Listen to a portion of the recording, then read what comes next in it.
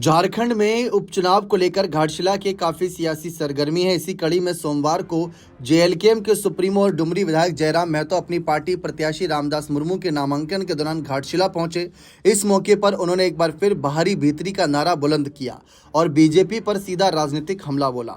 नामांकन स्थल पर जुटे समर्थकों को संबोधित करते हुए जयराम महतो ने कहा कि अब वक्त आ गया है कि जब जनता को यह तय करना होगा कि राजा का बेटा राजा नहीं बनेगा।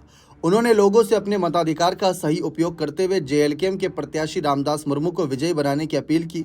जयराम महतो ने पूर्व मुख्यमंत्री और भाजपा नेता चंपई सोरेन तथा उनके बेटे और भाजपा प्रत्याशी बाबूलाल सोरेन पर जमकर निशाना साधा।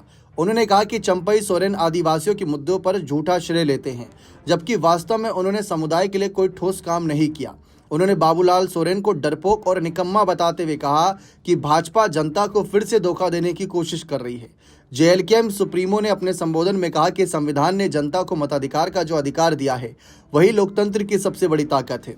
उनका कहना है कि ये चुनाव सिर्फ एक प्रत्याशी का नहीं बल्कि जन प्रतिनिधित्व और स्वाभिमान की लड़ाई है। अब जनता खुद अपनी किस्मत लिखेगी।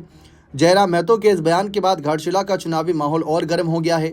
समर्थकों ने जयराम जिंदाबाद और रामदास मुर्मू को जिताओ के नारे लगाए। अब सभी की निगाहें इस उपचुनाव में जेएलकेएम और भाजपा के बीच होने वाले सीधे मुकाबले पर टिकी हुई है, क्योंकि यहाँ पर जेएमएम जिस तरीके से अपनी भूमिका स्पष्ट कर रही है वो अलग नज़र आ रहा है।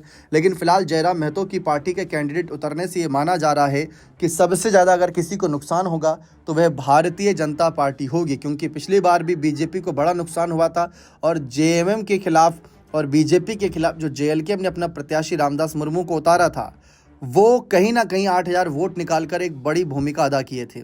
बाबूलाल सोरेन की हार का एक कारण भी बने थे।